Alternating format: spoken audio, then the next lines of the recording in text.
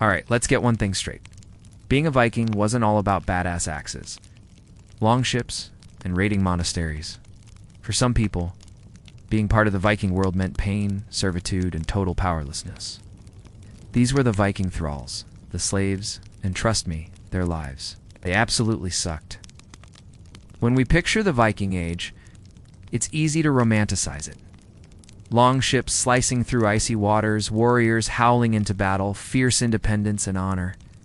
In fact, nearly 1 in every 5 people in Viking Scandinavia may have been a thrall. That is not a few unlucky captives. That is a huge part of the population living under forced control. And no matter how brutal your life is today, it probably doesn't come close to what these people endured. And when they do, it's usually just to show how loyal or useful they were to their masters. No names, no dreams, just background noise in someone else's heroic tale. But for the people known as Thralls, that world looked completely different.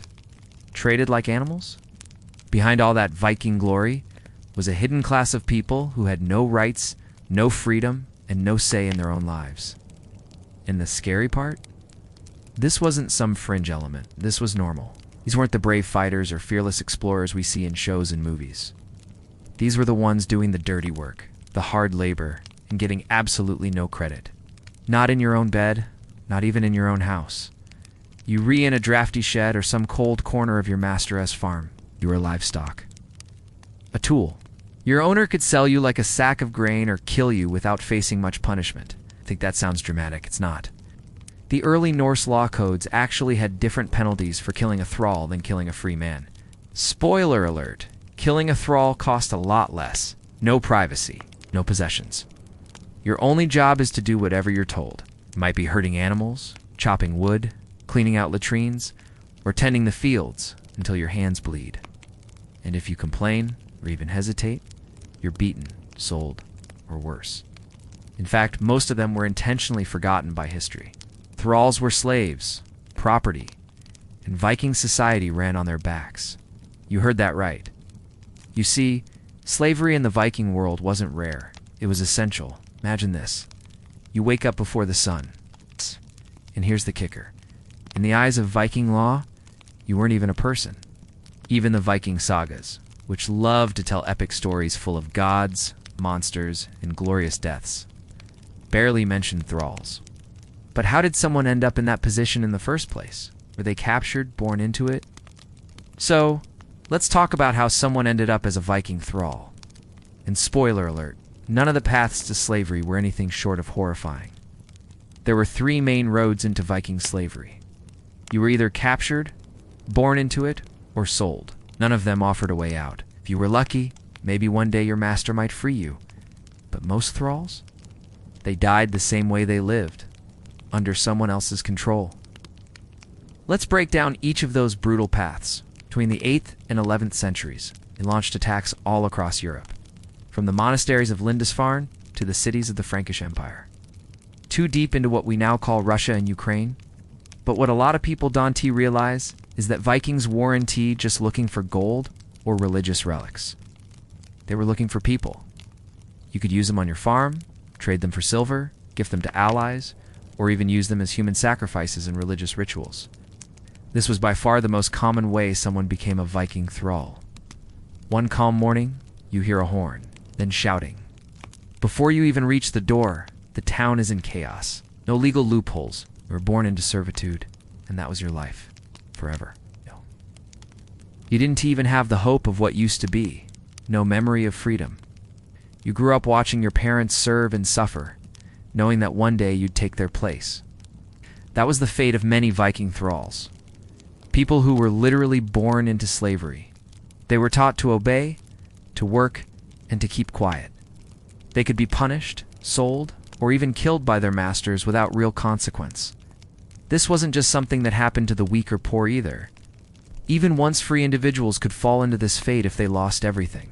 Maybe their land was taken, harvest failed, or a war ruined their home.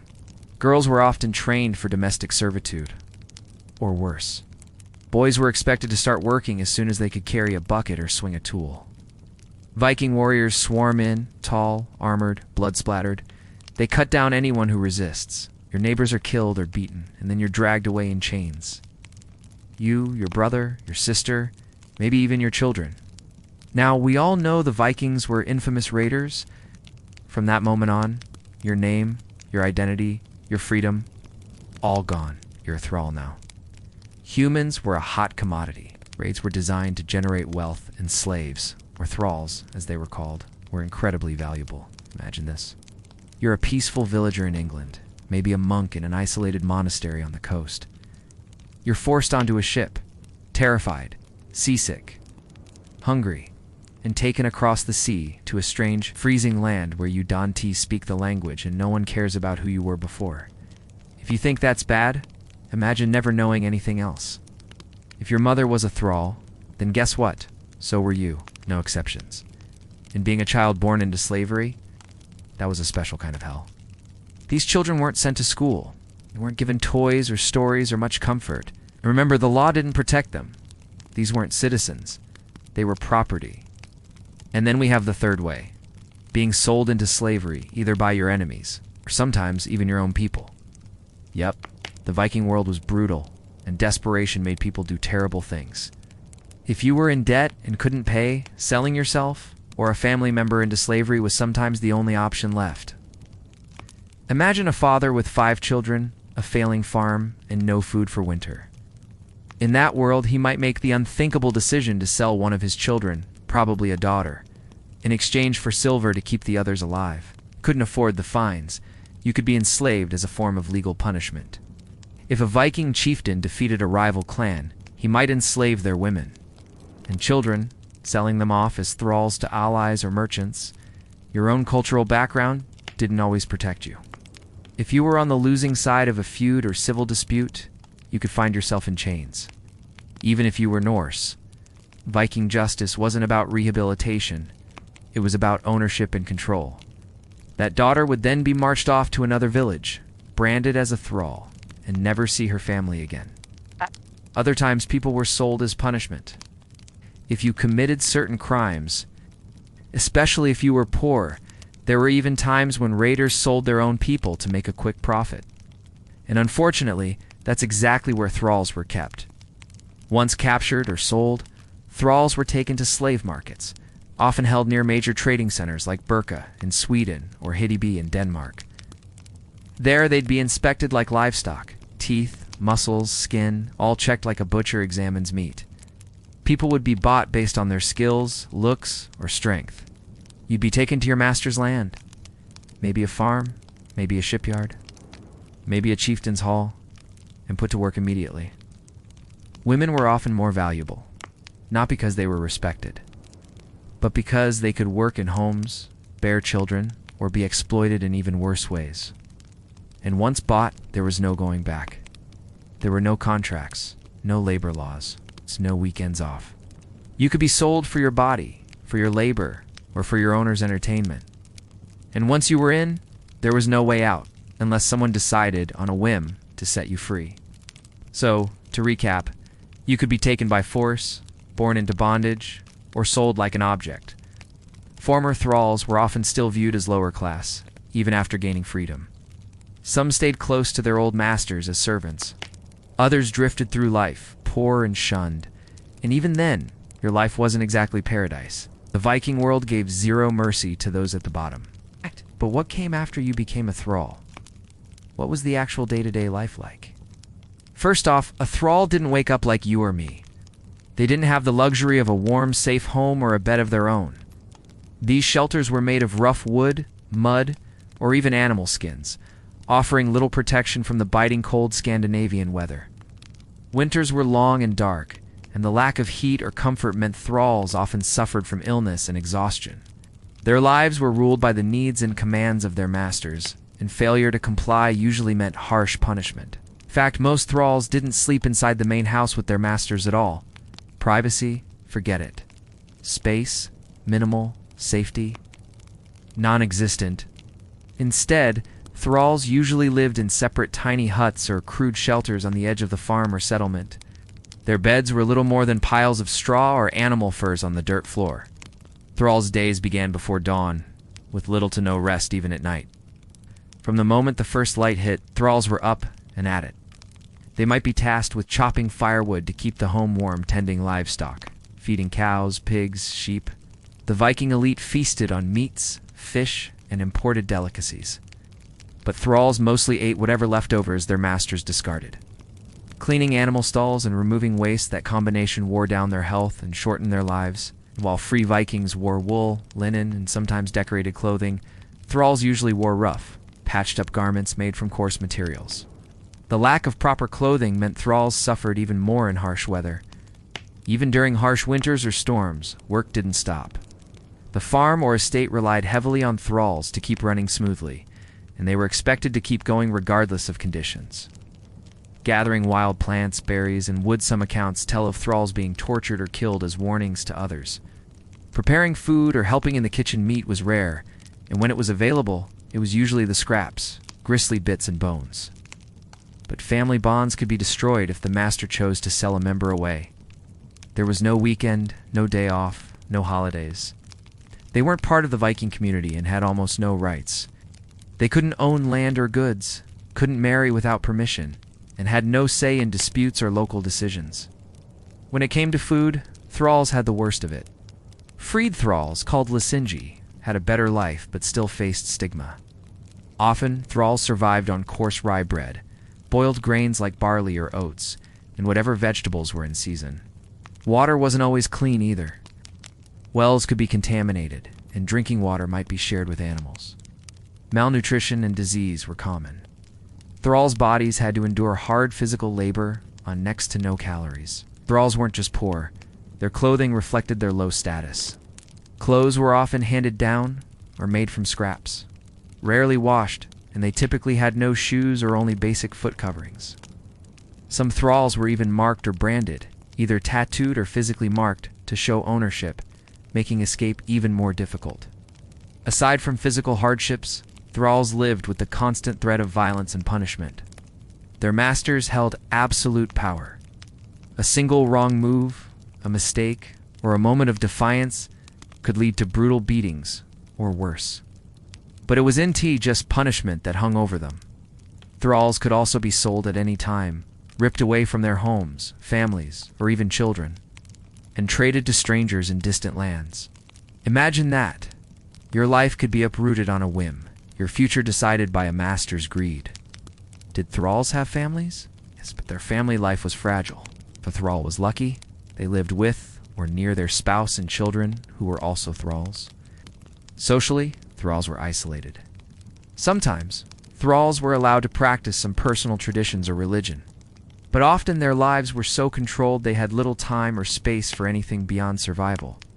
While the life of a thrall was overwhelmingly grim, there were rare moments of kindness or hope. Occasionally, a master might free a thrall, either as a reward for loyal service or through religious conviction.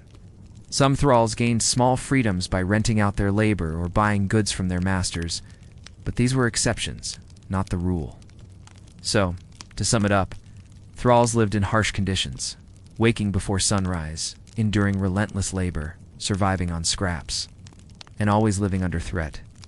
Their days were a grinding cycle of work, exhaustion, and fear, a world away from the Viking heroes and legends we hear about. We re-diving into one of the darkest aspects of what it truly meant to be a Viking thrall. We've talked about how harsh daily life was and the endless, exhausting labor they endured. That's the world of the Viking thrall. These enslaved people had absolutely no rights. Their lives belonged entirely to their masters, who wielded unchecked power over them. There were no courts to appeal to, no laws to protect them, and no one to turn to when things got bad. These marks were permanent, painful, and humiliating, making it clear to everyone that these people were owned property, not human beings. Killing a thrall was not illegal, so many masters saw thralls as disposable. Some were starved to death, others beaten to death, and some simply murdered outright. If they were deemed disobedient or rebellious, no one could stop them.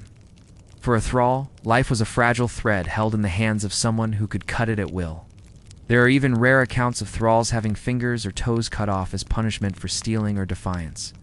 Groups of enslaved people banded together, fighting back against their masters with whatever weapons or tools they could find. Their work was performed under the watchful eyes of overseers, who could appear at any time with a whip or a club. Any hesitation or sign of resistance was met with immediate, often brutal consequences. The psychological impact of this cannot be overstated. Imagine trying to sleep, eat, and even think, while knowing you could be whipped or worse for the smallest mistake. These uprisings were risky and usually crushed quickly, but they showed that even under the harshest oppression, the human spirit sometimes refused to be broken. Thralls were vital to the Viking way of life. Their labor produced the food, built the ships. Behind the raids and the legends were thousands of enslaved people, living under the threat of violence every single day. Their story is one of suffering, survival, and sometimes resistance, and it deserves to be told with honesty and respect, and maintained the homes that allowed Viking chieftains to live in wealth and power. Many would have suffered from anxiety, depression, and trauma, though of course we don't have written records from thralls themselves. What we do know comes from the accounts of others, and archaeological evidence showing signs of injuries and harsh living conditions. Without thralls, the Viking economy and society would have crumbled. Yet these people were treated as less than human, their suffering hidden beneath tales of Viking glory and conquest. Imagine the agony of that, and then having to carry on with life in unimaginable pain. The fear of punishment was always close, a dark cloud over every task and interaction. This made thrall life a constant tightrope walk. Survive and obey, or face unimaginable pain. Others were tied to stakes and whipped until they bled, their cries echoing as a warning to others who might think of resisting. The wilderness was harsh, and most thralls had no survival skills or allies outside their master's land. If caught, escapees faced brutal reprisals, beatings, mutilations, or death. Successful escapes were rare but not impossible. Sometimes thralls fled to towns or other Viking settlements where they could blend in or find sanctuary. Even as Christianity began to spread in Scandinavia and some practices changed, the core reality for thralls, fear, violence, and powerlessness, remained grim and unchanged for many. These fugitives risked everything for a chance at freedom. If a master wanted to punish a thrall, it was done swiftly and without mercy. But beneath all that sweat and toil lay something even more terrifying, the constant shadow of fear and brutal punishment. Fear was the master's weapon. It kept thralls in line and prevented rebellion. Imagine how exhausting it must have been to live every moment wondering if you'd be the next target of violence. It was psychological torture that wore on the mind as much as the body. If you think being a Viking slave was just hard work, think again. Slow work, breaking tools, feigning illness, or spreading rumors were quiet acts of defiance that allowed thralls to reclaim a tiny bit of control in their brutal lives. Of course, these acts came with enormous risk. If caught, the punishment was severe. It was living every day with the threat of pain, humiliation, and death hanging over your head. Imagine waking up every morning not knowing if that day would bring a beating, starvation, or worse. Punishments were designed to do more than just discipline. They were meant to break the spirit, to instill a deep, lasting fear that kept thralls obedient and under control. The most common punishment was a beating. These weren't light taps or warnings, but brutal, savage beatings with whips, sticks, or fists. Remember, thralls already lived on scraps and leftovers. Taking away their meager rations was a cruel way to weaken and control them. Sometimes, thralls were forced to perform even more grueling work as punishment, given the hardest tasks or the most dangerous jobs to make their lives unbearable. And in some cases, masters humiliated thralls publicly, stripping them, mocking them, or parading them in front of others to break their pride and spirit. If a thrall was slow in their work, made a mistake, or dared to speak back, they risked being whipped until their backs were raw and bleeding. The pain was not just physical but deeply humiliating. It was a public reminder of their place, property to be used, controlled, and punished as the master pleased. But it didn't stop at beatings. Sometimes masters punished thralls by starving them, withholding food or giving them barely enough to survive. Then there were the punishments that were outright torture. Some thralls were branded or marked with hot irons to show ownership. And if a master wanted to send a final message, death was always an option. All this violence wasn't just about punishing a mistake. It was a calculated, terrifying tool of control. But here's the thing. Despite this unrelenting terror, Thralls were not completely powerless. Some resisted in subtle ways. Some Thralls tried to escape altogether. Running away was a desperate, dangerous gamble. There were even rare dramatic cases of Thrall rebellions. Living under this constant threat of punishment shaped every moment of a Thrall's life. But there was also a strange, cruel paradox here. Sometimes a master might show mercy or kindness, but these moments were the exception, not the rule. Living like this shaped Thralls, not just physically, but mentally and emotionally.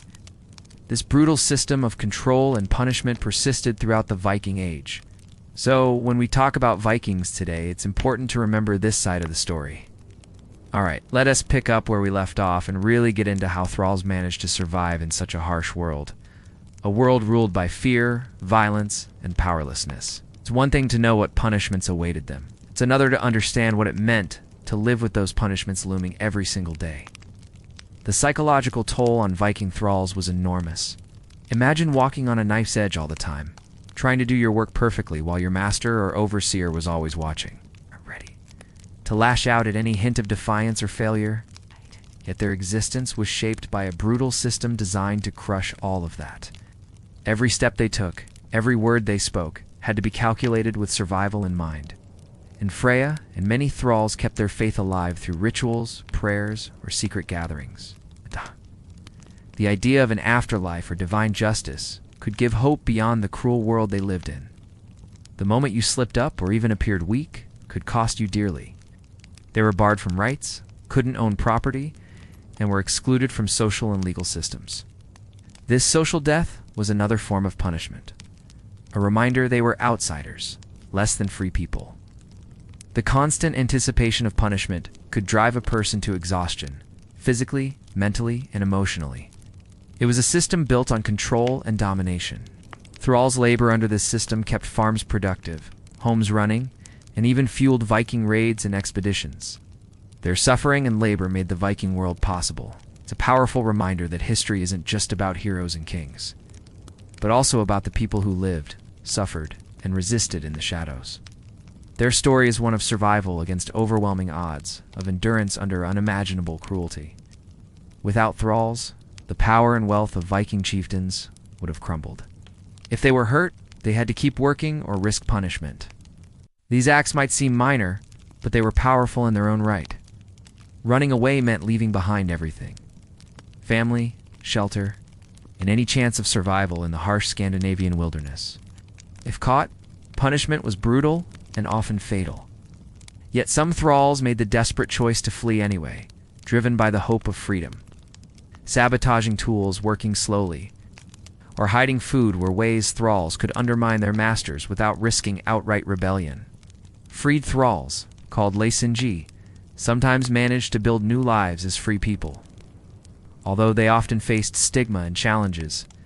Occasionally, Thralls were granted freedom by their masters as a reward or for religious reasons. This shows that the system, harsh as it was, had some flexibility.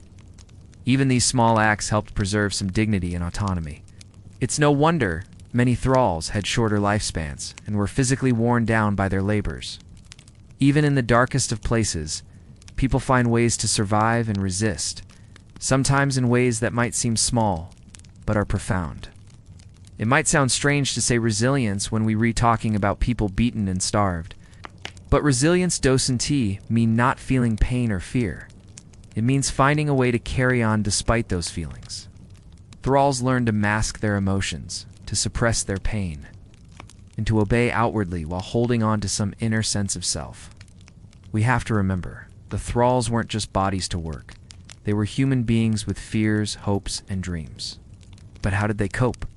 How did they find the strength to keep going under such brutal conditions? That's the remarkable part. Even though families could be broken apart at any time by sales or punishment, the small moments spent together, sharing food, stories, or simply being near each other, helped sustain them. One way Thralls coped was by developing a kind of mental resilience. Family bonds were also crucial. If a Thrall had loved ones nearby, those connections could provide emotional support and a reason to keep going. Religion might have offered some comfort as well. The Vikings were polytheistic, worshipping gods like Odin, Thor, but make no mistake, there was also tremendous isolation. Thralls were often cut off from wider communities. Physical survival was a constant struggle too. Thralls had to endure hunger, cold, disease, and injury, often with little or no medical care. Despite all this, Thralls sometimes found small ways to resist the system that oppressed them. Escape was the most dramatic form of resistance, but also the most dangerous. Interestingly, the Viking world wasn't entirely rigid. We should also consider how the threat of punishment and fear helped maintain Viking society. So, when you think about the Vikings, the warriors, the explorers, the legendary figures, remember the thralls behind the scenes. In telling their story, we honor their lives and remember the human costs behind the Viking Age's glory and conquest. Now that we've explored the grim realities of thrall life, the backbreaking work, the harsh punishments, and the constant fear, it's time to look at something a little more hopeful. It's because as tough and terrifying as the life of a Viking thrall was, it wasn't always a story of complete despair. There were rare but important paths to freedom. Some thralls managed to escape their chains literally and figuratively, and carve out new lives beyond slavery. Some masters freed thralls simply because it made sense economically. If a thrall got old or sick and couldn't work anymore, it was easier to free them than to care for them. Running away was dangerous and difficult, but it was a path some thralls chose, driven by desperation and hope. Imagine the courage it took to flee into wild forests or unknown towns. With little food or weapons, and the constant risk of being caught and punished, or worse. Sometimes, escaped thralls joined other Vikings as free men or women, fought alongside warriors, or started their own farms. Slave catchers and hunters were hired to find runaways, and betrayal was common. A trusted friend or neighbor might sell an escaped thrall back to their master for a reward. Their success stories, though rare, show that freedom was possible even in such a cruel system. In some cases, freeing a thrall could be part of an inheritance arrangement or a political move to improve the master's reputation or alliances. Thralls had to shed the identity forced on them by slavery, build new relationships, and navigate a world that could be hostile or indifferent. It was a constant struggle, but also a powerful testament to human resilience. It wasn't just about physical survival, it was a test of willpower and determination. Some formed communities with other freed or escaped thralls, creating small enclaves where they could support each other and build new lives. Some thralls found ways to hide in towns, blending in with the free population, taking on new names or jobs. Others fled to more remote areas where they could live off the land or join other marginalized groups. In this part, we're going to explore how thralls might gain their freedom, what it took to escape, and what life looked like once they were free. This is the side of Viking history that doesn't get told as often, but is just as crucial. First, let's talk about the ways a thrall could become free without running away.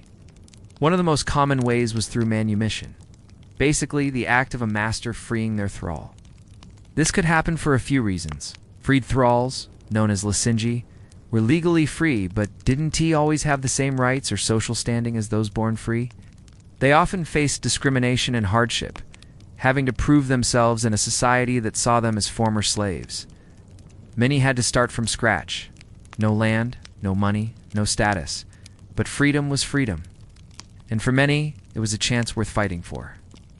Sometimes it was a reward for loyalty or good service. If a thrall had been especially helpful, trustworthy, or skilled, a master might grant freedom as a kind of thank you. Other times, it was linked to religious or social changes. As Christianity spread through Scandinavia, some masters freed thralls for religious reasons, believing that slavery was wrong or to gain spiritual favor. But it wasn't always an act of kindness or morality. However, being freed wasn't the same as being equal. Now, let's get to the most dramatic path. Escape. Escape meant leaving behind family and community, facing the unknown, and hoping for a better life. We don't have many detailed stories about individual escapes, but historical records and sagas hint at these dramatic moments. But escape wasn't always a clean break. Many thralls lived in constant fear of being tracked down and dragged back. Those who did manage to evade capture often lived on the edges of society, never fully accepted but free nonetheless. The journey to freedom wasn't just physical, it was emotional and social. So, we've talked about how some Viking thralls managed to escape the horrors of slavery, either by being freed by their masters or through daring escape attempts. Now, let us get into what happened after freedom. What life looked like for these newly freed people? You've been beaten, worked to exhaustion, and lived under constant fear. Legally, they were free, but socially they were still seen as the other. Their past as slaves followed them everywhere, making it difficult to gain respect or equal footing in Viking society. Think about it. In a world where social status and family heritage mattered deeply, being a former slave was a mark that could limit your opportunities. Some became skilled farmers, craftsmen, or traders, using their skills and hard work to build new lives. With the spread of Christianity in Scandinavia, new ideas about equality and the worth of every soul slowly took hold. Christian communities sometimes offered freed thralls a place of belonging and support, and some masters freed thralls as acts of piety or to gain favor with the church. Some freed thralls might have struggled with trauma, mistrust, or the sheer difficulty of adjusting to a life where they were suddenly responsible for themselves. A freed thrall might still be economically dependent on their former master or community for years. True independence and security took time, effort, and a fair amount of luck. But the stories of thralls who gained freedom, struggled, and sometimes thrived give us a fuller, richer picture. They show us the complexity of Viking society and the endurance of those who were once slaves but never gave up on the hope of freedom.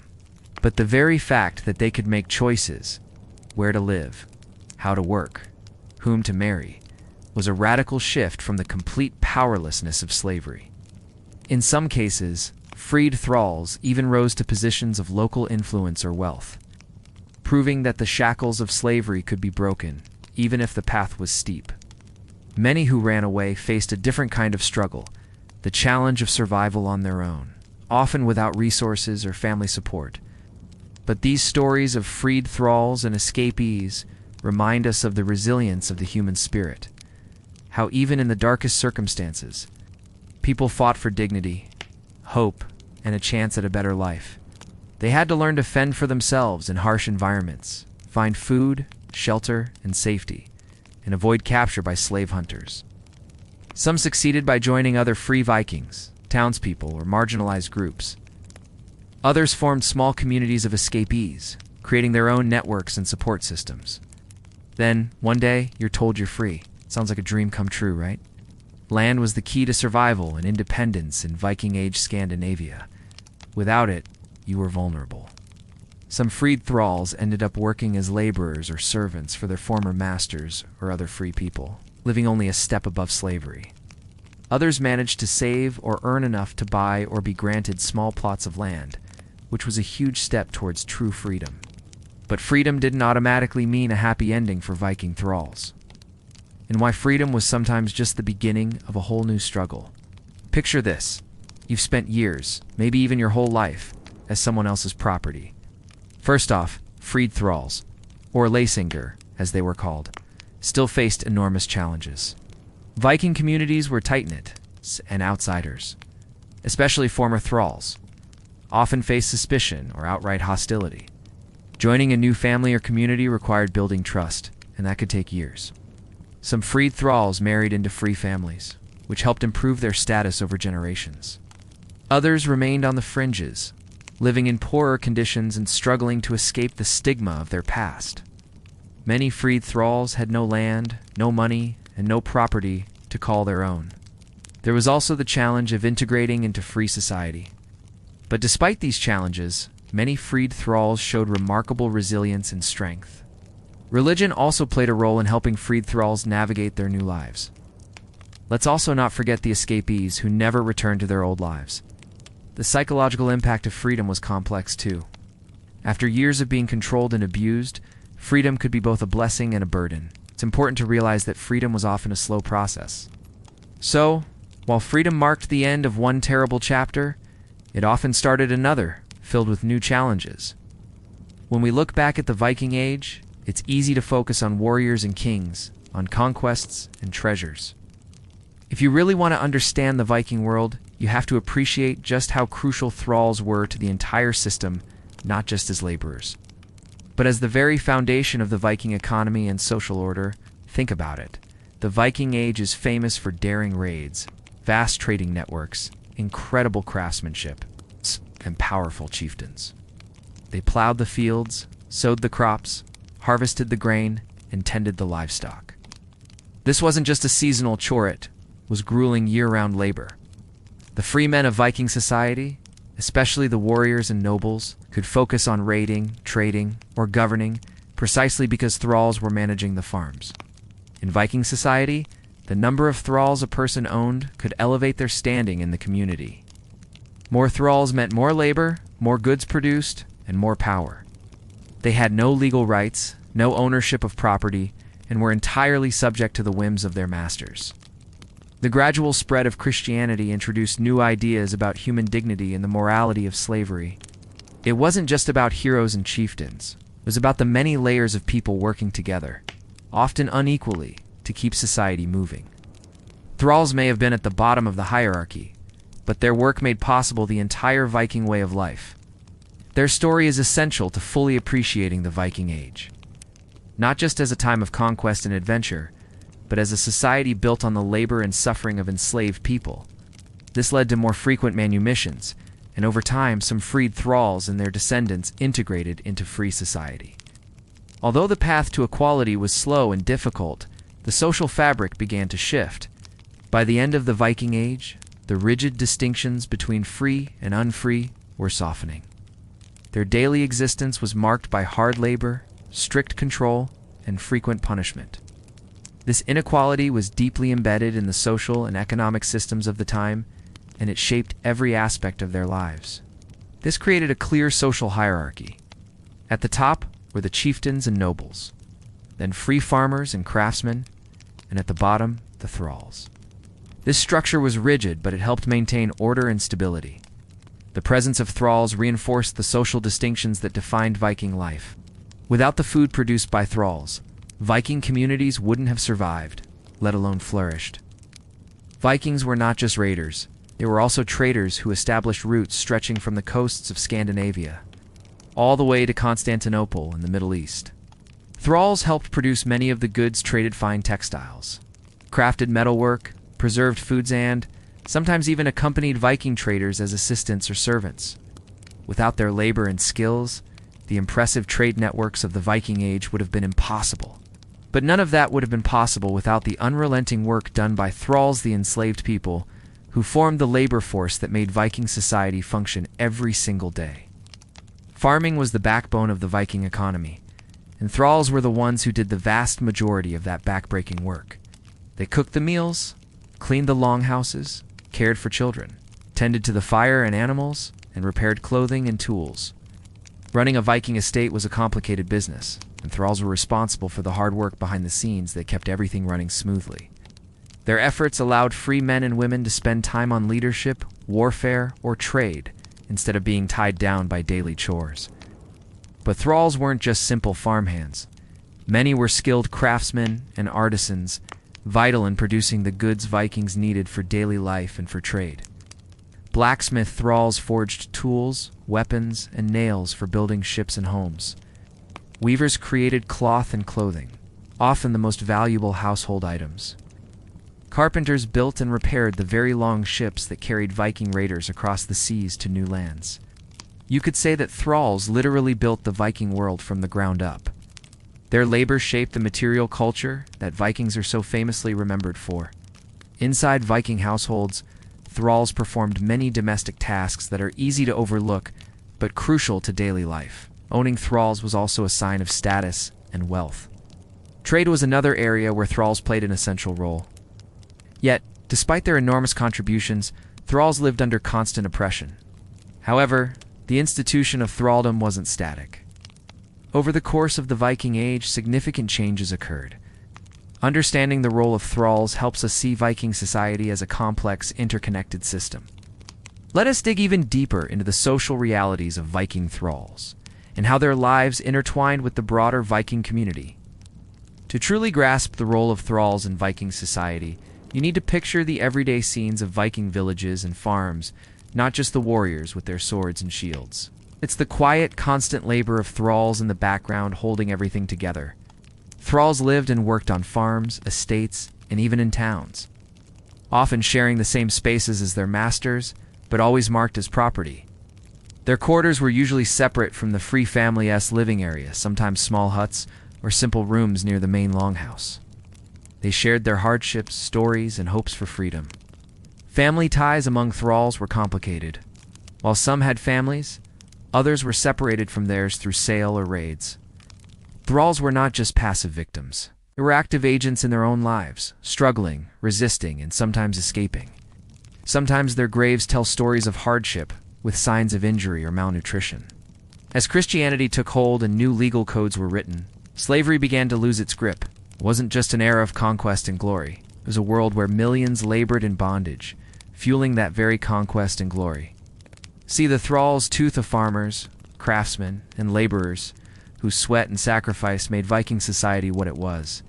Their lives were hard, their freedom stolen, and their voices silenced, but their impact was immense. They were the foundation beneath the legends, the hidden force behind the ships and swords. Their stories remind us that history is never simple, and the people who built civilizations were often those whose names and voices are lost. Freed thralls gained rights, and the social fabric became more flexible. But these changes didn't erase the past or the deep inequalities that shaped Viking society for centuries. Other times, we find artifacts suggesting thralls had some personal possessions or crafted goods themselves. These finds hint at individual lives full of complexity beyond the historical labels. Their labor was essential, and their presence unavoidable. This created a tension in Viking culture on one hand. Thralls were seen as property and symbols of status, but on the other, their indispensable role forced recognition of their humanity. The trauma of being torn from one's home was a defining part of many thrall-esque experiences. Still, within the constraints of slavery, thralls found ways to support each other emotionally and practically. These relationships provided a rare source of comfort and solidarity. From the moment the sun rose until it set, thralls were expected to be productive plowing fields, chopping wood, tending animals, weaving textiles, or repairing tools. Ownership of thralls reinforced the idea of social hierarchy, but it also created a society deeply divided between those who wielded power and those who were powerless. This division influenced laws, customs, and even the stories Vikings told about themselves. Many Viking sagas mention thralls, often highlighting their low status or their role as comic relief or cautionary figures. Rarely were thralls portrayed as heroes, reflecting their marginal place in society. Even small mistakes or failures could lead to harsh penalties.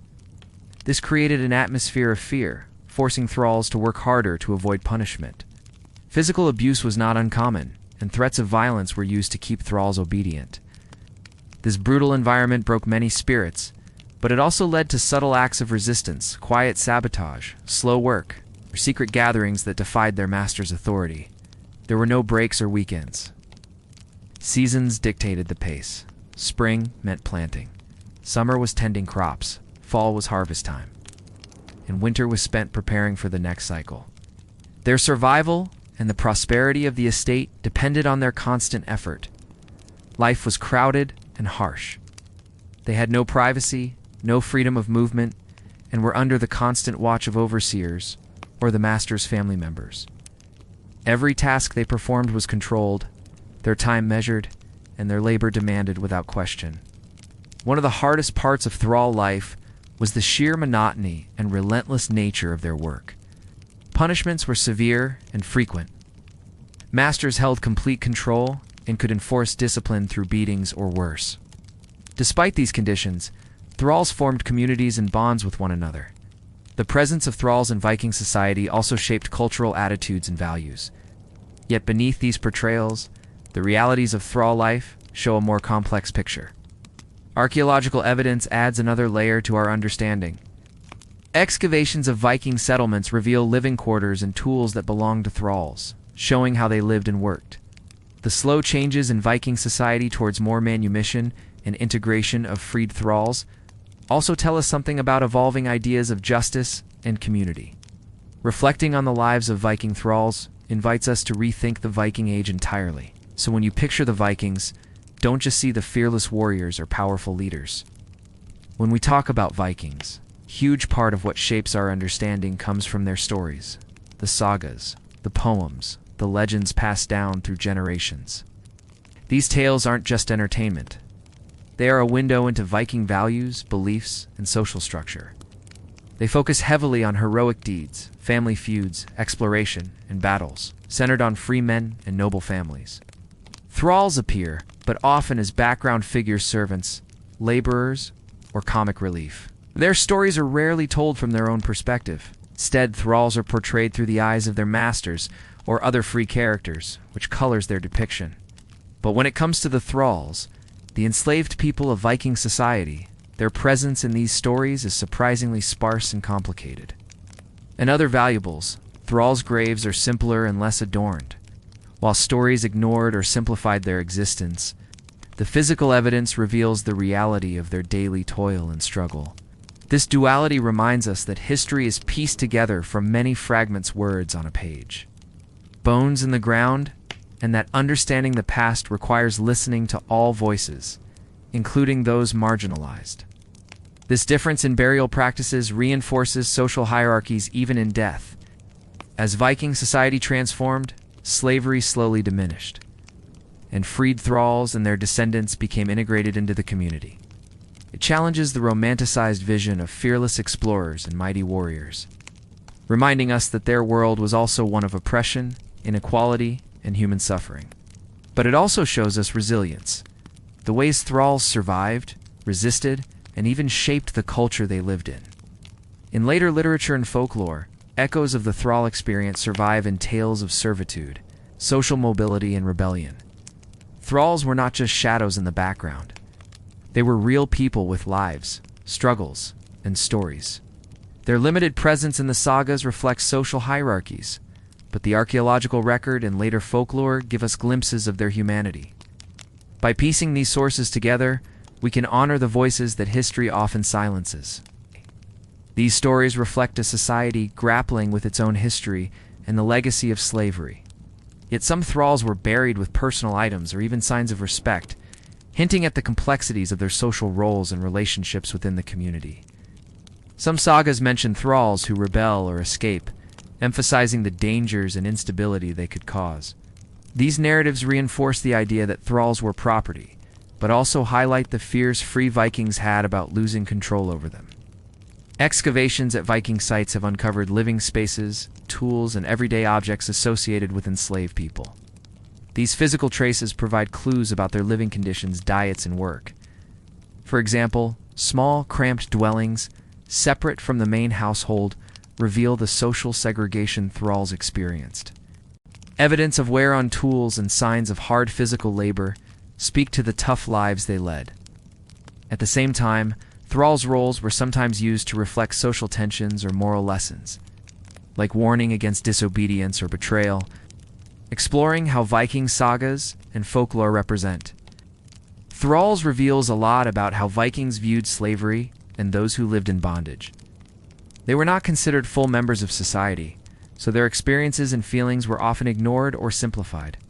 This absence in the narrative doesn't mean thralls were insignificant. It shows how history is often written by the powerful, shaping what we remember and what gets forgotten.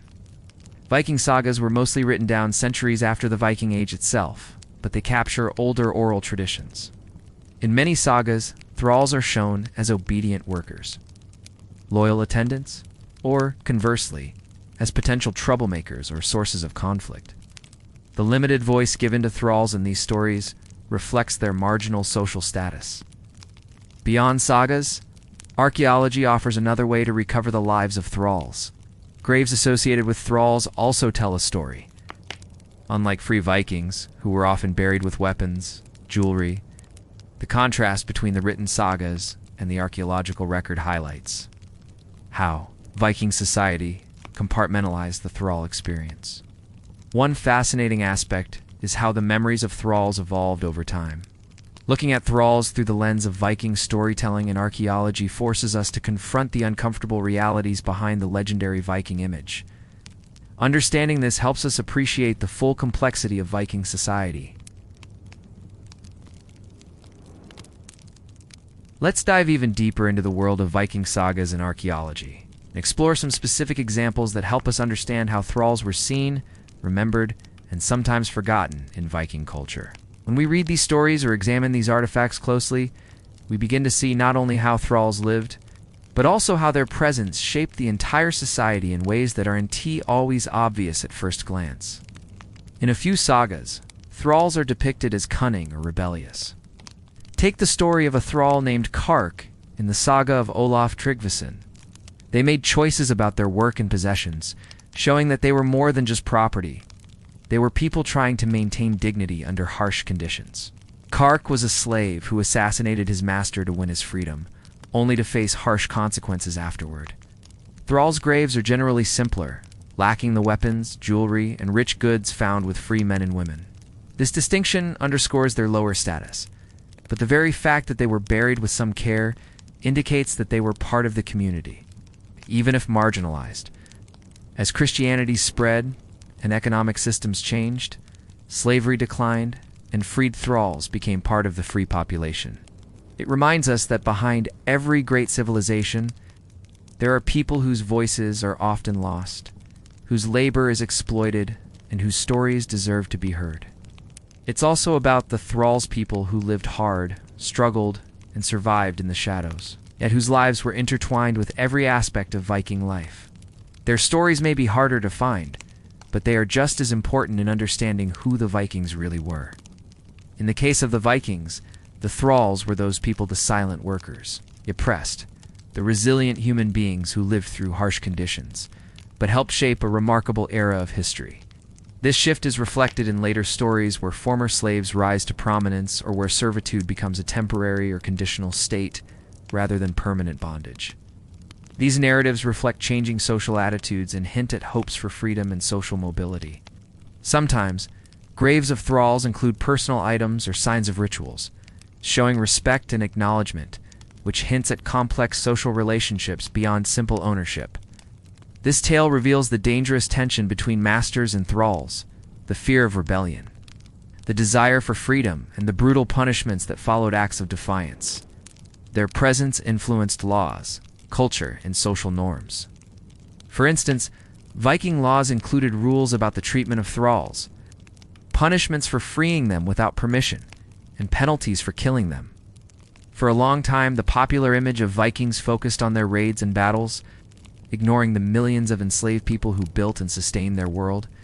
Recent scholarship has shifted the focus to include thralls as essential to understanding Viking society's full complexity. Recognizing the harsh realities thralls faced, their resilience, and their contributions challenges the romanticized Viking myth and gives us a more honest picture. These laws recognize thralls as property but also acknowledge that they were people whose treatment mattered to society's order. Stories like this reveal the complex reality thralls faced. They were trapped in a system of control, but some resisted in ways that could change their fates, even if only temporarily. One of the most famous sources for Viking stories is the Icelandic sagas. These tales focus on family feuds, heroic deeds, and the complex social codes that govern Viking life. Within these stories, thralls often appear, but usually only in passing or as part of the setting. For example, some sagas mention thralls performing household chores or assisting their masters during important events. But rarely do these characters have their own narrative arcs or voices. This absence speaks volumes. It shows how little social power thralls had, even in the imagination and storytelling of the time.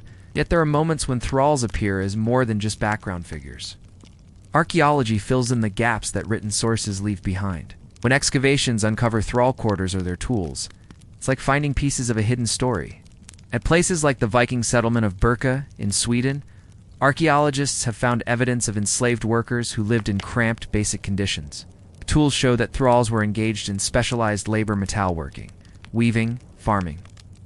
This tells us that, far from being mere laborers, thralls were skilled individuals who contributed directly to the Viking economy and culture. The artifacts also help challenge some stereotypes about thralls. For example, the presence of personal items or modified tools suggests that thralls had some degree of agency within their restricted lives. Burial sites also reveal a lot. The differences in Viking burial practices highlight how deeply social status was embedded in life and death. Looking at both sagas and archaeology together helps us see Viking thralls as complex individuals caught in a harsh system, but also shaping it. The evolving memory of thralls in later folklore and history shows how Viking society began to grapple with its legacy of slavery. In modern times, historians and archaeologists have worked hard to bring the stories of Viking thralls to light. This fuller understanding also raises important questions about power, freedom, and human dignity that resonate even today. So as you think about the Vikings next time, remember that their story isn't just about swords and shields. Imagine waking up in a cold, cramped hut, just as the pale light of dawn begins to seep through the cracks in the wooden walls. You are a Viking thrall slave with no say in how your day will unfold. Your body aches from the day before, muscles still stiff and sore from hours spent tilling the unforgiving soil or hauling heavy loads. You, Dante, have the luxury to rest or tend to your own needs, because from the moment your master stirs, so must you. Thralls' bones often exhibit signs of repetitive labor arthritis in joints, healed fractures, and other injuries indicative of hard, continuous work. A simple mistake could lead to a flogging or worse. Beatings were a tool used not only to discipline, but also to instill fear and ensure compliance. Many were taken from their homelands during raids or wars, torn from their loved ones, and transported to distant places. They were caretakers of children, cooks, cleaners, and sometimes companions, though always under the watchful eye of their owners. The social hierarchy was clear and unyielding. Even within the household, thralls had no autonomy or rights. Their daily routines were dictated by others, and any personal desires or ambitions were subordinated to the needs of the free household members. Their stories are harder to find, hidden beneath layers of history, written by and for the powerful. But their lives were real, and their experiences shaped the Viking world as much as the swords and ships that capture our imagination. This rigid structure was enforced by social norms, laws, and the constant threat of punishment. Families were broken apart, with members sold to different owners or locations. In rare cases, thralls were able to accumulate personal possessions or engage in trade on the side. They might learn specialized crafts that made them more valuable or indispensable, which occasionally improved their treatment or chances of manumission. There are records of thralls who gained freedom and even rose to positions of relative influence. Their journeys from bondage to freedom, though exceptional, highlight the complexities of Viking social life and the slow changes taking place over time. This fragmentation added a layer of emotional and psychological suffering beyond the physical hardships. Thralls were the foundation upon which the wealth and power of Viking chieftains and nobles were built. Their labor produced the food, goods, and services that allowed free Vikings to raid, trade, and govern. Thralls were bought and sold like commodities, their lives shaped by markets and the demands of war. Understanding the brutal reality of thrall life is essential to seeing the Viking Age in a fuller, more truthful light. The loss of identity, culture, and connection was a profound trauma that many endured silently. For children born into slavery, the cycle of bondage was often unbroken, their futures predetermined by the status of their parents. Thralls lived in a constant state of anxiety, knowing that any wrong move could provoke harsh consequences. Some thralls who resisted or tried to escape faced brutal repercussions, including being sold to distant lands or subjected to physical mutilation. This system of control was designed to suppress rebellion and maintain order, but came at the cost of human dignity, unlike free people who had some rest and protection. Thralls bore the brunt of backbreaking manual labor from childhood into adulthood. Many died young, worn down by the harsh conditions and lack of medical care. There was no safety net or social support, just the brutal demands of survival and servitude. The thrall's life was one of relentless labor, hardship, and unyielding control. This is the reality behind the tales of Viking glory and adventure, the hidden, brutal world where thousands of men, women, and children lived as property. Many displayed remarkable resilience and resourcefulness. Some found ways to resist their condition, whether through small acts of sabotage, withholding full effort, or secretly maintaining their own cultural traditions and identities. Escape attempts, although dangerous, were not unheard of. Thralls who fled risked severe punishment if caught, but were driven by the hope of freedom or reunion with lost families. Others sought to earn their freedom through service or by being granted manumission, although this was rare and often dependent on the goodwill of their masters. The day begins with work, and it ends with work. Whether in the fields, the longhouses, or the workshops, thralls were forced to toil from dawn until dusk. Aye. There were no weekends, no holidays, no days off. The seasons dictated their labor. Planting and harvesting crops, feeding and milking animals, chopping wood for fires, repairing buildings, and making textiles or tools. Their hands were rough, their backs bent, and their bodies pushed to the limits every single day. Unlike the free Vikings who took part in feasts, battles, or trading expeditions, thralls had no voice in the decisions that governed their lives. They were possessions, resources to be used, maintained, and controlled. Food was another constant struggle. Thralls typically ate the leftovers from their master's household. Their diet was simple, often consisting of coarse bread, porridge, and whatever vegetables or dairy products were available. Meat was rare for thralls, reserved mostly for their owners and guests. Malnutrition was common, and poor diet weakened their bodies, making them even more vulnerable to illness and injury. Harsh winters brought even more suffering as food became scarce and freezing temperatures threatened their survival. The cold crept into their poorly insulated homes, and without adequate clothing or heating, many thralls faced extreme discomfort and illness. The physical toll on thralls was staggering. Archaeological studies of Viking skeletal remains show evidence of chronic stress and trauma. Punishments were frequent and severe.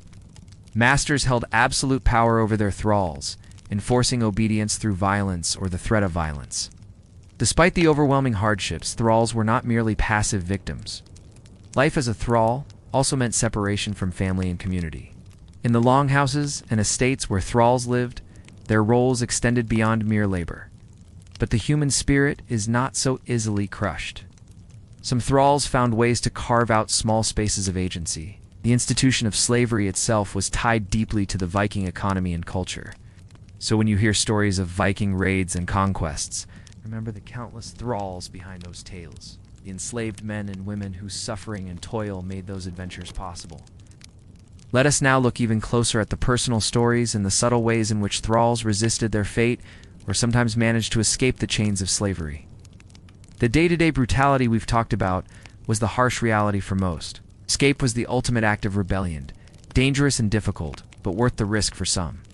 When they succeeded, their escape could inspire others, creating a ripple effect of unrest among the enslaved population.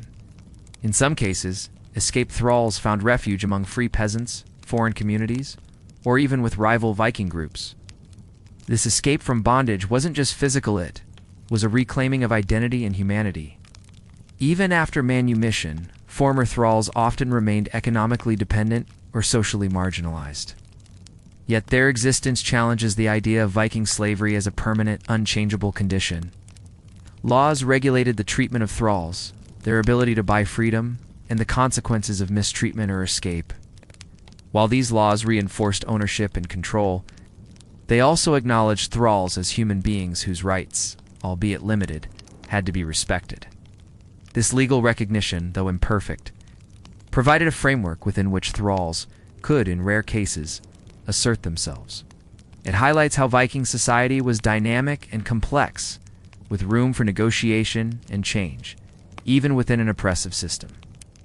Imagine the courage it took to run away from a master who could order your capture, torture, or death. Even when stripped of freedom, the human need for belonging and meaning endured. In some cases, thralls passed down stories and knowledge to their descendants, ensuring that their voices survived beyond the physical chains. Thralls were subject to harsh control, but were not without agency. Their lives remind us that history is never black and white. Yet within this oppressive system, thralls displayed resilience, resistance, and the enduring human spirit. Their stories, though often hidden or marginalized, enrich our understanding of the Viking world and remind us of the complex realities behind. History is grand narratives. Even in the darkest circumstances, people find ways to resist, adapt, and survive.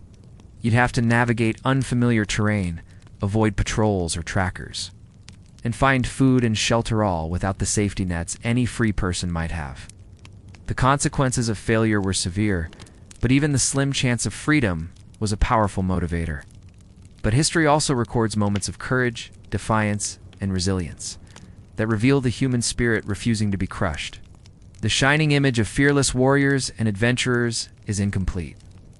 Without acknowledging the suffering and exploitation underpinning their society, Thralls were integral to Viking success, and their stories deserve to be told fully and honestly. Many Thralls lived in constant fear, but beneath that fear was often a burning desire for freedom. These acts could be subtle but significant, undermining the power structure in quiet ways. This could be granted for various reasons: loyalty, exceptional service, or sometimes as a gesture of goodwill or political strategy by the master. Freed Thralls, or freedmen and freedwomen, entered the lower ranks of free society, but faced social stigma and limited rights. Still, this change was life-altering, no longer property. They could marry freely, own land, and participate, albeit modestly, in the community. Even these small resistances carried risks, as masters often punished perceived insubordination harshly. Yet they reveal that Thralls were not passive victims, but active participants in their own survival. There are saga stories and historical accounts of Thralls who ran away, sometimes successfully, and sometimes not. Resistance wasn't limited to running away. Small acts of defiance were common: working slowly, damaging tools, feigning illness, or sabotaging the master's property.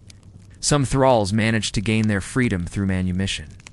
The path from thrall to free person was rarely smooth or guaranteed. There are also poignant stories of Thralls who maintained cultural traditions, oral histories, and family connections despite their bondage. These practices helped preserve their identity and resilience. The legal codes of Viking societies sometimes reflected these nuances. Looking at these stories and laws together reveals the dual nature of Viking slavery, both brutally oppressive and surprisingly flexible. Understanding the personal experiences of Thralls also forces us to reconsider our romanticized view of Vikings. In closing, the life of a Viking thrall was undeniably harsh, marked by relentless work, fear, and limited freedom. As we move forward in this journey through Viking history, it's crucial to explore how the institution of thraldom, the system that bound so many men, women, and children into lives of slavery, began to change and eventually decline. This transformation wasn't sudden or simple, but it had profound impacts on Viking society and the people caught within it. Capturing thralls during raids was a primary source of wealth and labor, and these enslaved individuals were essential for sustaining the economy and social structure. However, over time, changes in political, economic, and religious landscapes began to chip away at the foundation of this system. These changes were gradual and sometimes contradictory, reflecting the complexities of Viking society and the external influences shaping it. Thralls remained important as laborers, but the value of human property began to be questioned as new forms of labor organization emerged. The rise of towns and trade centers created opportunities for free peasants and craftsmen that competed with the traditional reliance on enslaved labor. Freed thralls and their descendants began to integrate into free society, although often still facing discrimination and limitations. In some Viking areas, slavery persisted longer, especially in rural or isolated communities where traditional practices remained strong. In others, particularly where Christian influence was strongest, thraldom declined more rapidly. It shows how deeply entrenched institutions can be challenged by changing beliefs, economic realities, and legal reforms. But it also reminds us that these changes take time and rarely eliminate injustice entirely. The Vikings' gradual move away from slavery reflects both the persistence of old practices and the transformative power of new ideas. The patchwork nature of this decline shows how cultural, economic, and religious factors interacted in complex ways. Freed thralls and their descendants contributed to the growing complexity and diversity of Viking society. Their experiences were not static, but part of a changing world where freedom, power, and social roles were continually negotiated. It also challenges us to think critically about how modern societies address legacies of slavery and inequality. Their stories, skills, and traditions blended with those of free Norsemen, enriching the cultural landscape. The decline of thraldom allowed for new social dynamics and opportunities, paving the way for the medieval Scandinavian societies that followed. Over generations, families that had once been enslaved could become landowners, warriors, or merchants. This slow absorption of former thralls into the broader community marked a significant departure from earlier rigid hierarchies. In some cases, paying workers' wages became more practical and profitable than owning thralls. Understanding this shift helps us see the bigger picture of how societies evolve and what happens when old. Systems of oppression are challenged or dismantled over time. While thraldom remained legal, there were increasing protections for thralls and clearer pathways to freedom. Laws began to regulate manumission more formally, setting terms for contracts, compensation, and status changes.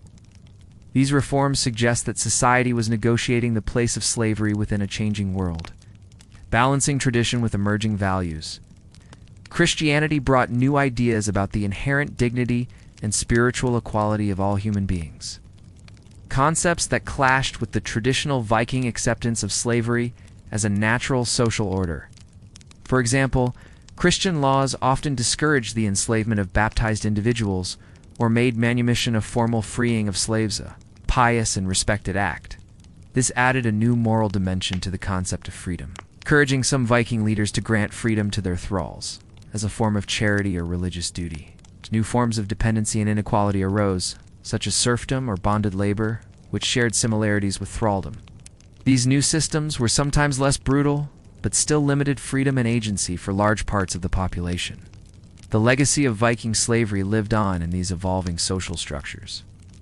The church itself sometimes acquired thralls and freed them, setting a precedent that undermined the permanence of slavery. Missionaries and church leaders preached against the enslavement of fellow Christians, which gradually influenced laws and customs.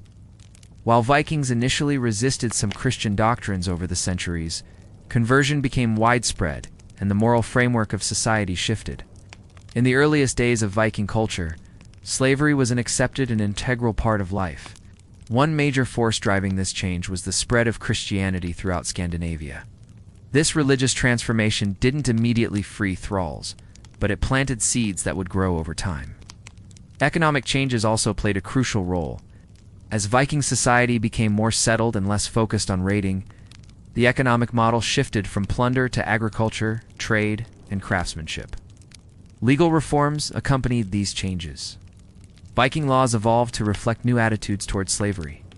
At the same time, social mobility became slightly more possible. However, these transitions were uneven and varied across regions and social classes. It's important to recognize that even as the formal institution of slavery waned, exploitation and servitude did not disappear overnight. From a broader perspective, the decline of thraldom is a story of human progress, conflict, and adaptation. This shift also had implications for Viking culture and identity. By understanding this gradual process, we gain a deeper appreciation for the resilience of thralls and the forces that shaped their lives beyond bondage. When a thrall finally gained freedom, a moment that must have felt like the sun breaking through endless clouds, their life did not suddenly become easy or carefree. Far from it, freedom was a beginning, not an end. Once freed, these former slaves entered a complex social world that was still shaped by the shadows of their past bondage. Farming was common, as land was the key to independence and security.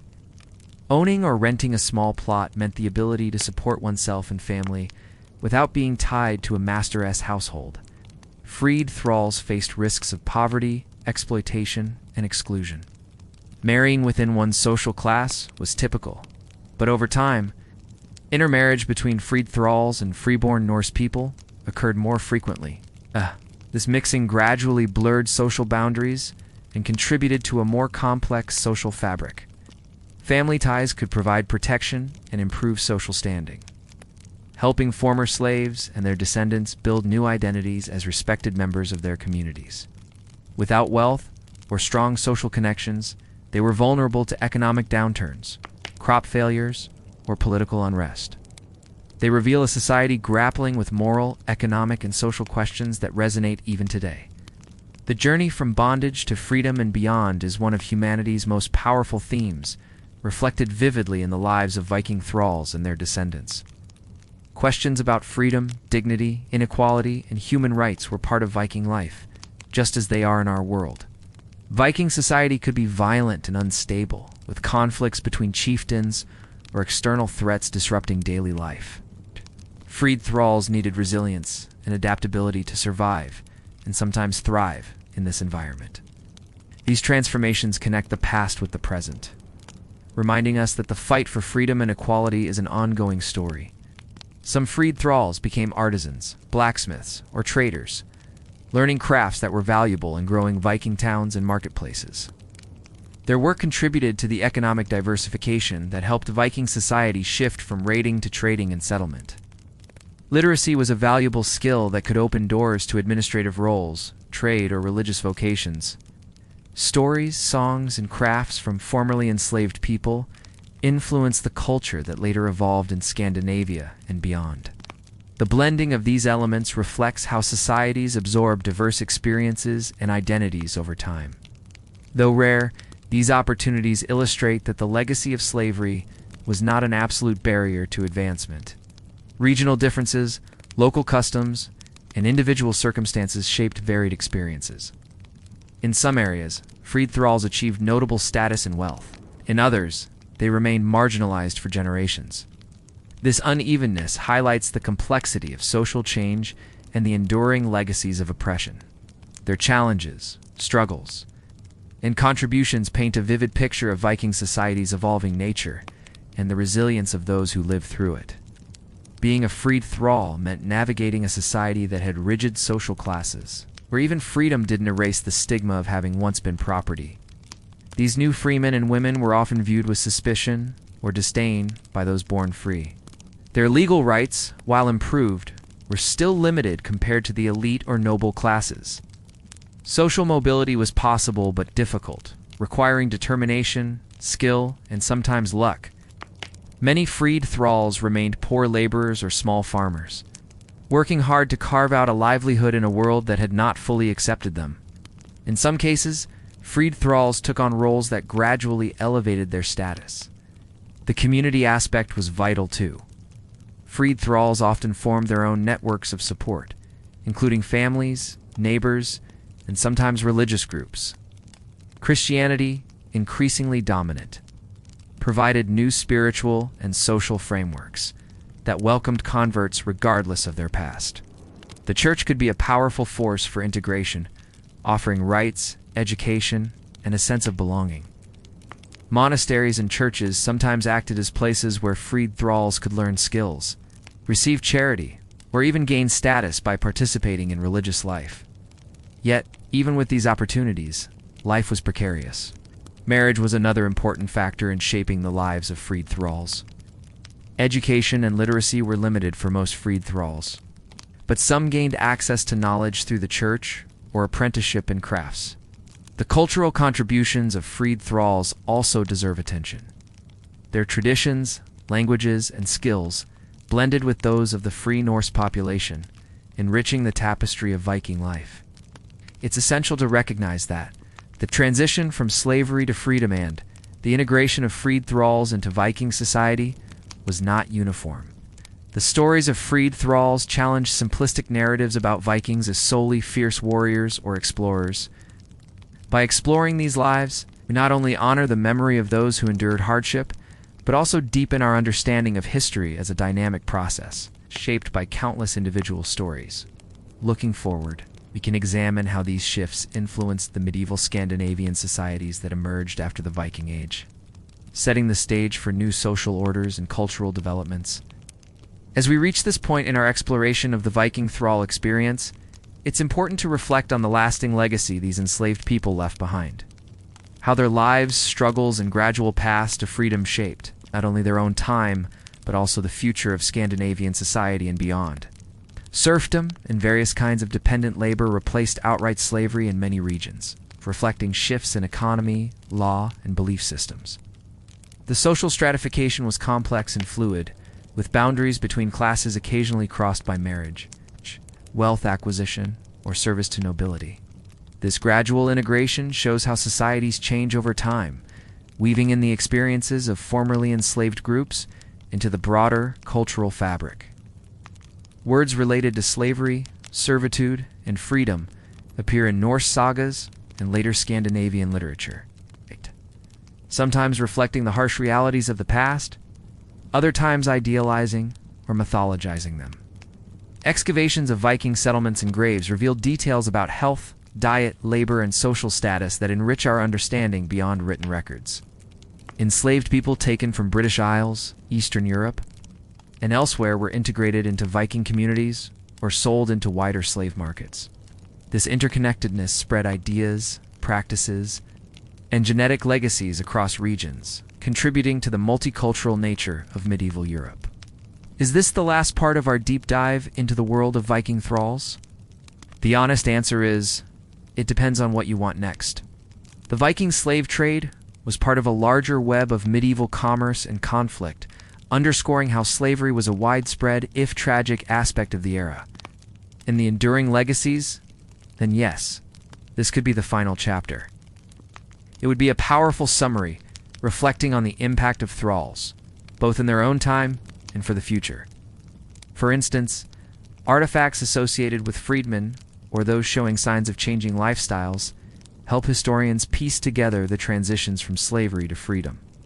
Comparisons with slavery in other cultures, or even how modern Scandinavian societies remember and reckon with this past, there's plenty more to say.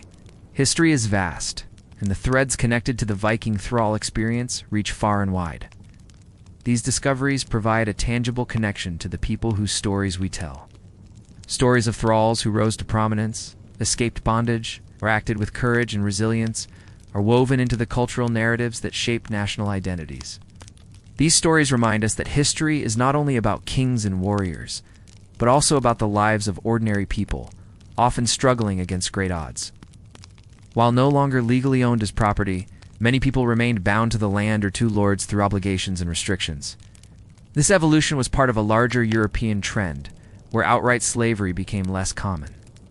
But systems of inequality persisted under different names. The story of the Viking thrall does not simply end with their manumission or the decline of thraldom.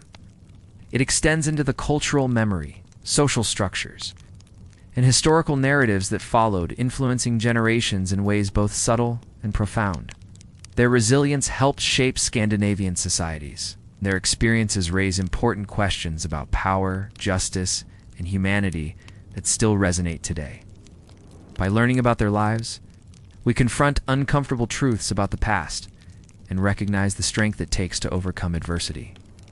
When the Viking Age gave way to the medieval period in Scandinavia, the remnants of the thrall system had already begun to transform into new forms of social organization. In these medieval societies, the descendants of former thralls often found themselves assimilated into peasant classes. But their history sometimes left marks in their social standing and opportunities. The influence of Christianity, which had been spreading during the Viking Age, grew stronger in the medieval period. It brought with it a new moral and legal framework that condemned slavery in many forms and emphasized charity, justice, and human dignity. The church played a pivotal role in these transformations by advocating for the poor and marginalized and providing institutions that could support freed or dependent people. Monasteries became centers of learning and refuge, where some descendants of thralls might have found education or spiritual solace. The legacies of Viking thralls also live on in language, folklore, and cultural memory. Archaeological evidence continues to shed light on the lives of thralls and their descendants. It's also worth noting that the Viking thrall system influenced other parts of Europe through Viking raids, settlements, and trade networks. Reflecting on all this, it's clear that the history of Viking thralls is not just a story of suffering and oppression, but also one of survival, adaptation, and influence. This brings us to a natural moment of pause. Have we now reached the conclusion of the story? If you are interested in a comprehensive wrap-up tying together all we've learned about the harsh realities, the moments of hope. But if you want to explore further, perhaps diving into related topics like the role of thralls in Viking mythology. When we think about the legacy of Viking thralls, it's important to realize that their story is not confined to dusty history books or archaeological artifacts. It lives on in the way societies remember, reinterpret, and sometimes struggle to come to terms with the past. Their labor helped build farms, villages, and towns. Their skills as craftsmen, traders, and farmers enriched local economies. Over time, families who had once been enslaved could rise into the ranks of respected commoners, and occasionally, even minor nobility. Medieval Scandinavian laws increasingly emphasized protections for freedmen and condemned mistreatment of servants. The transition from outright slavery to systems of serfdom and wage labor shows how societies evolve their approaches to human rights, even if imperfectly. These legal shifts influence broader European trends toward abolishing slavery and recognizing individual rights centuries later. This gradual integration underscores how societies are shaped not just by rulers and warriors. The descendants of thralls often had to work harder to prove their worth and gain acceptance. By telling their story fully and honestly, we pay tribute to those who lived in bondage and those who fought for liberation, ensuring they are not forgotten. In some places, the narrative focuses on the heroic Viking explorers and warriors, while the darker realities of slavery receive less attention, just as societies worldwide grapple with the impact of historical injustices. Scandinavia faces questions about how to honor the memory of those who suffered and how to promote social justice today. Remembering Thralls is part of a broader commitment to recognizing human dignity and fighting oppression in all its forms. Yet there is growing interest in telling more balanced stories that include all voices, especially those historically marginalized. Museums, books, documentaries, educational programs increasingly highlight the lives of thralls and their importance to Viking society. This history reminds us that liberation is not just a moment, but a process involving social, economic, and cultural transformation. But by the collective efforts of people from all backgrounds often, including those who began life at society's margins. The echoes of their lives resonate through centuries of Scandinavian history and even into modern times, reminding us that the consequences of slavery and oppression do not simply vanish when laws change or empires fall. The descendants of freed thralls contributed in many ways to the social, cultural, and economic development of medieval Scandinavia. It challenges romanticized images of the Vikings by revealing the harsh truths beneath the surface. Yet it also inspires through tales of survival, resistance, and the enduring quest for freedom. These discoveries give faces and names to individuals who would otherwise be lost to history. They also help historians reconstruct the lived realities of those who toiled under the shadow of slavery and later sought new lives in freedom. Culturally, the presence of former thralls and their descendants influenced Scandinavian traditions, language, and folklore. Norse sagas and legends often hint at the complexities of social hierarchy, highlighting themes of freedom, loyalty, and resistance.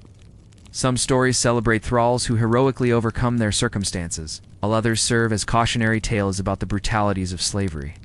These narratives reflect a society grappling with its own contradictions. The desire for freedom alongside the acceptance of bondage. Archaeological finds continue to enrich our understanding. Graves believed to belong to former thralls or their descendants sometimes reveal signs of changing status, better burial goods, or inscriptions indicating new social roles. The legacy of Viking slavery also appears in legal traditions. Despite these changes, the scars of slavery, social stigma, economic disadvantage, and unequal opportunity persisted for generations. Today, how Scandinavian countries remember and teach about the Viking thrall system varies. This effort to acknowledge and understand the full scope of Viking history mirrors global conversations about slavery's legacy. So in closing, the story of the Viking thrall is a powerful reminder of humanity's capacity for both cruelty and resilience, life struggles.